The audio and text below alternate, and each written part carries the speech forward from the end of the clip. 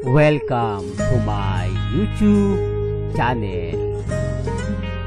Kung bago ka lang sa channel na to at true-blooded Aldab Nation ka, tama po ang channel na pinuntahan mo.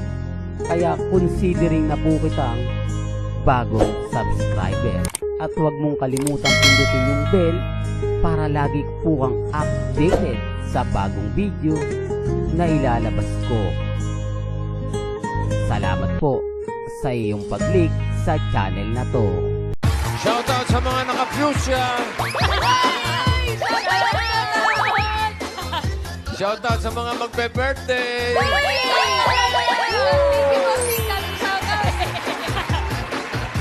Welcome back mga kaaldab. Ito na naman po ang inyong lingkod, si Mr. Destiny. At magbibigay tayo ng pinakamagandang update po ngayon sa social media. Ito yung pinaka-latest na video na inalabas nga po ng Itbulaga na kung saan nga po mga kaaldab nagpaparamdam na sa nalalapit na kaarawan ni Mrs.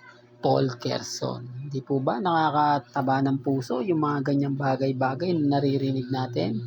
Nakakatuwa kasi nga po mga kaaldab, dumarating yung point na tayo yung wagi, tayo yung panalo sa labanang ito. Di po ba? Ayaan po ninyong magbangayan ngayon ng mga katnil at mga katden. Di po ba? Sila ngayon yung nagsisiraan. Ang nakakalungkot po nito, dati-rate nagkakaintindihan sila, dati-rate masaya sila, pero nag-iba yung sitwasyon Di po ba? Sitwasyon na hindi mo talaga ine-expect na ang unang may isip mo, unang maririnig mo yung pagmamahalan nga po ng Katden fans. Para nga po kina Alden Richards at kay Maine Paul Kerson, pero wala Po ba? Dumating yung point mga kaaldab na wala. Di po ba? Ibig kong sabihin wala. Yung tipong ine-expect mo na magkakasundo sila sa bandang huli, eto na nga po yung kinalabasan. Nag-aaway-away na po sila. Real talk to mga kaaldab. Kita nyo naman po yung mga batuhan po nila na maanghang na salita. Siyempre yung Katnil hindi naman papayag yan. Di po ba? Totoo naman po sinabi ni Daniel Padilla na mas marami pa rin po ang Katnil. Pero kung para lang po sa Katnil pero usapang Aldab Nation hindi mananalo yan mga kaaldab. Dahil mas marami pa rin po ang fandom ng Aldab Nation.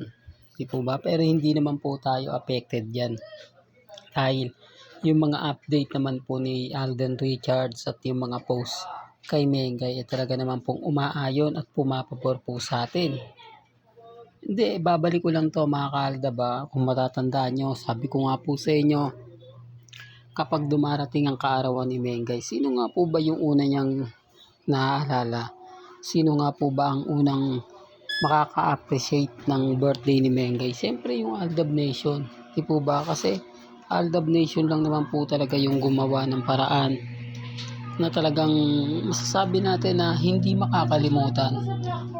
Bukod dito mga kaaldab, di po ba pumunta si Mengay sa Boracay na sinupresa ni Alden at yung pagbaha po ng cake, di po ba, sa Broadway, yung tipong kahit tapos na po ang show ni Mengay sa Itbulaga mas marami pang cake na dumarating. Yan po ay galing po mismo sa fandom ng Aldab Nation. Yung mga regalo po sa kay Mengay na sabi nga po niya na ngayon lang daw po nangyari sa tanang buhay niya na umapaw po ng napakaraming cake. 100 plus po atang cake ang dumating sa Broadway. May nakagawa po ba niyan bukod sa Aldab? Di po ba? Yan ang katotohanan na wala pa pong nakakagawa. Kaya nga sabi sa inyo, breaking record po yan. Ang pinakamaraming cake na naitala sa kasaysayan po ng Itbulaga. Hindi, totoo yan. Tinalo pa po niya yung lahat ng mga legit Dabercats dyan. Kahit si Bossing, si Henyo Master Joey De Leon, at si Tito Sen, wala pong nakagawa niyan. Kaya kung titignan nyo mga kaaldab, sabi ko nga po sa inyo, Aldab lang po talaga ang malakas. Aldab lang po talaga ang masasabi natin 101% legit po. Taliwas po sa mga kwento at pahayag po ng ilan. Kaya nga po yung iba nagtatanong sa atin, nagsasabi na, oo nga Mr. Destiny, alam mo na talagang kapag dumarating ang birthday ni Mengay, isa kami sa nagsi-celebrate, isa kami sa pumupunta. Kung matatandaan nyo, di po ba birthday ni Mengay pero may taping siya ng Daddy's Curse. Anong ginawa? Doon pa lang nag-celebrate na ng kanyang kaarawan. Doon pa lang pumunta na yung mga mamis, mga titas, mga senyor na napakaraming dalang cake.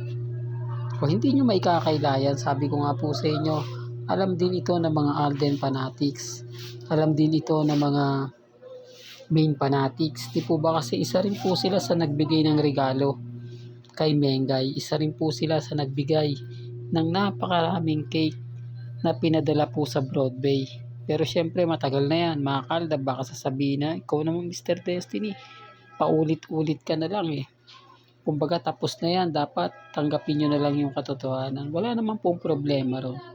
Hindi naman po ako namimilit. Sabi ko nga po sa inyo, may mga bagay-bagay po na kampante lang naman po ako. Relax lang naman po ako. Gusto ko lang pong ibabatid sa inyo. Di po ba? Ngayon, tayo naman po talaga yung panalo eh. Gaya nga po ng singsing na pinakita ni Mengay. Bakit marami nag-react na totoo yung sinasabi ko? Bakit maraming komento na binabato po sa akin? At doon pa lang po panalo na ako eh. Doon pa lang may kita nyo na, masasabi nyo na may punto naman yung mga sinasabi ni Mr. Destiny. Talagang kung titignan mo at susuriin, talagang may dating. Diba? Talagang masasabi mo na meron nga po talagang naganap. At meron nga po uling magaganap. Sa mga bitter po sa akin, sa mga nagsasabing hindi yan totoo, tignan na lang po natin kung sino yung nagsasabi ng totoo o hindi. Kasi lahat naman po ng sinabi ko, nakita nyo naman po, di po ba, lahat yan nagkatotoo. Una sa lahat, pagbabalikan ng Katnil. Pangalawa, yung promotion ng Kat10 Fans. At yung pangatlo nga po, na wala pong project ngayon si Alden sa 2025 para po sa GMA Network. Although mag-host lang po siya, host lang si Alden Richards sa bagong segment na ipalalabas ng GMA Kapuso. Ito, 1 buwan lang po ata to, 2 buwan, tapos na to. Parang walang pinagkaiba yan sa Battle of the Judge na kung saan si Alden Richards yung host. Baka sabihin nyo na naman, hindi, ganito ganyan, Mr. Destiny, ulitin ko sa lahat. Sa All Out Sunday, hindi po siya regular host. Para lang klaro hindi po, wala po siyang obligasyon na pumunta siya linggo-linggo sa All Out Sunday. Dati yan, noong mga panahon po ng pinaghihiwalay ng GMA ang Aldab, talagang halos linggo-linggo nasa All Out Sunday si Alden para mag-promote. Di po ba, Sabado nagre-rehearsal sila, Linggo pupunta sila sa All Out Sunday, di po ba? Kasi hindi naman po, laging live naman po kasi ang All Out Sunday. Kaya hindi mo po pwedeng i-taping yon, mga Kaldab. Kaya sabi ko nga po, doon pa lang malalaman nyo na parang may mali eh. Tapos sasabihin pa po nila sa akin na hindi, tuwing Linggo na andyan si Alden Richards sa Sunday Pinasaya. Sunday. Ano ba yan, Mr. Destiny? All Out Sunday. Di po ba tama na naman yung sinabi ko? Hindi po ba yung mga pinaliwanag ko, sinabi ko sapul na sapul? Na hindi po siya magiging regular? Kumbaga, guest lang po siya dahil bumabagsak po ang ratings ng Eat Bulaga. Ano ba yan? Ng All Out Sunday, pasensya na kayo. Naku, mababash ka na naman, Mr. Destiny. Kasi mali-mali yung mga sinasabi mo.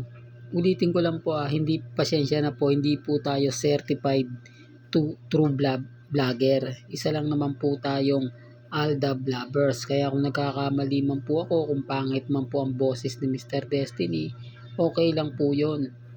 Diba? Normal na lang po sa akin yan, sa mga nagsasabing boses ng ganito ganyan.